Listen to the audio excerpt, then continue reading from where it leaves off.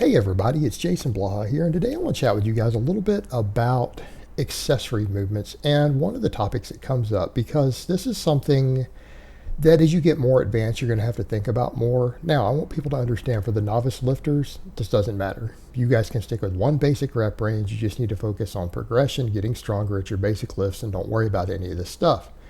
It's useful for you to know, but most of you aren't going to need it for another year or two. It's not going to be useful to you in any way. And I feel like I need to put that disclaimer in there when we're discussing these advanced topics, because I'll get guys who bench 155 for 4 reps and it looks really bad, like they don't even know how to perform the bench correctly, and they'll start asking, hey, should I be doing 20 rep tricep extension? To which I want to say, no, you need to learn how to bench press and you need to build a base. That's what you need to do. Don't worry about this stuff. When you get stalled at a 275 bench or a 300 bench, and we'll come back and talk about this. But on to the point, this topic comes up about the rep ranges with accessory movements, and people are asking me, and it's important to discuss this because people see me doing the higher rep accessory movements. You guys see me doing 10, 20, 25 reps on some things, right? And sorry guys, there's a bit of noise in the background. I'm not going to keep starting and stopping this video because people are opening a gate outside my condo. But back to the point. People will see me do this. They're like, aren't you a big fan? Don't you tell people to do low reps on big movements? Yes, absolutely. And that's what I do. And that's a take home that people need to remember. On most of my big exercises, what rep ranges do you guys see me do? 1s, 2s, 3s, right? 1 to 3. That's what I do on all my big primary lifts. And, the question comes up because we look at the data and you look at all the studies that looked at this. What did they find? That rep range isn't relevant to hypertrophy. Well, meaning it's not the cause of hypertrophy, meaning it's relevant. It's a factor, but you can achieve maximum hypertrophy with any rep range. 3s, 10s, 20s, 30s, right? It's been studied. It's been found in the lab. It works. They all work. As long as workload is high enough and you train hard enough and progressive overload is present, you can stimulate nearly maximum or maximum muscle growth with any rep range. Till you stall. So then we get over to the point of we look at some of these studies and it's like, yeah, but didn't that study that Dr. Brad Schoenfeld didn't it show that 7 sets of 3 reps produce the same muscle growth as 3 sets of 10, right? That 21 reps done over those 7 sets with a heavier weight produce the same muscle growth that 3 sets of 10 did. Same muscle growth, identical muscle growth. And that shouldn't surprise anyone because workloads were equal. But they're like, but they reported a slightly better strength outcome. So if you get more strength with the same hypertrophy, why wouldn't you do that? And you know what? I would argue for some of your primary movements, it sounds real good, actually.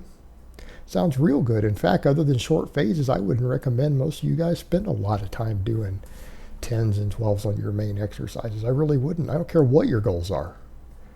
And I would tell the guys who are chasing pure hypertrophy, you guys do need to get strong too. Like that's important. That's absolutely important. Don't let anybody tell you otherwise. But the point that needs to be brought home is that some of the people, and I don't necessarily buy that, I think that's subjective, that a lot of the people reported more fatigue and more problems with doing that. And I can tell you as someone who trains heavy all the time, trains heavy every week, I don't buy that. I've never found that to be the case. But assuming the possibility is there, that's one downside. The other thing to consider is the time investment. The time investment. People say, well, what do you mean? It takes over twice as long to do that. When you're lifting heavier sets, you actually sometimes need even longer breaks between sets. So if you're going to do a bunch of triples with heavy weight, what's going to happen? You're going to spend a minimum of 3 minutes between sets. So to get the same effect, you need 7 sets of 3 to get the same hypertrophy as 3 sets of 10. But in theory, a little more strength, which is a good thing, right? Strength is always a good thing. Well, it's going to take you over double. You're probably looking at closer to triple the time to complete it.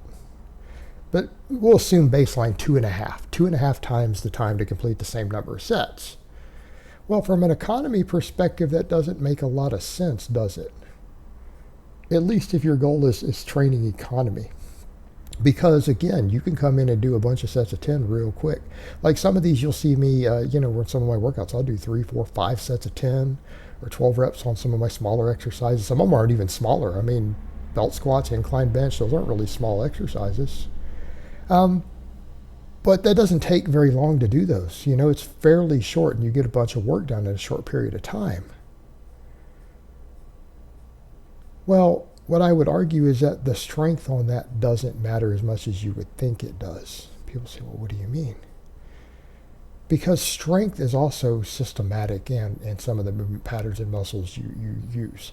So in other words, what you're going to find is that if you're not going to ever hit a 1 rep max on a big lift, your strength will generally carry over from similar exercises. In other words, if you're really strong on the bench press and you've built your incline bench up using more volume and you've never gone super heavy on it, but your bench press is strong, your max bench strength is going to carry over to that incline, right? There's going to be transference.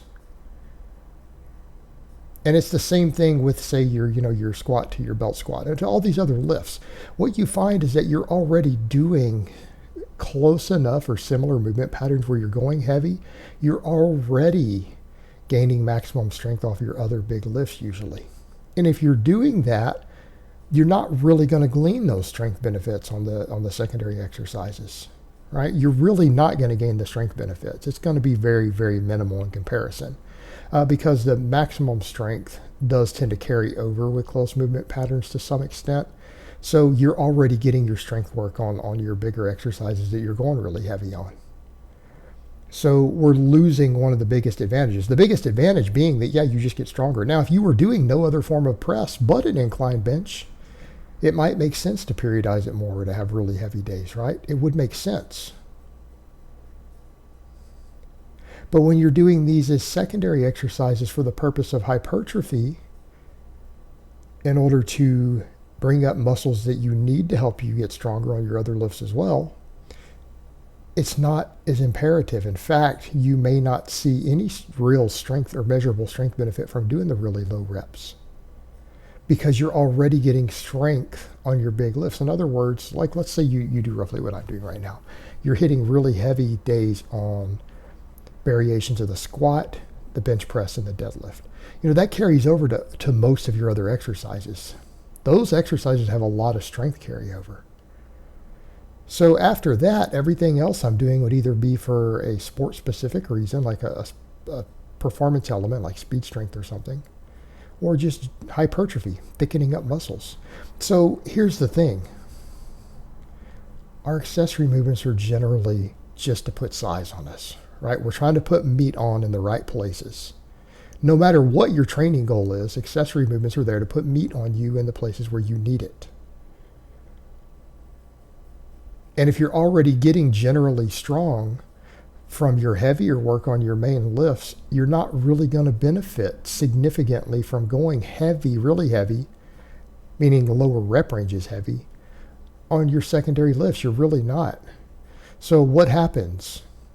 What's going to happen in terms of exercise economy? If you're trying to do 7 sets of 3, it's going to take you 2.5 times as long to do your belt squats and your incline bench and your rows or JM presses or whatever you're trying to do, right?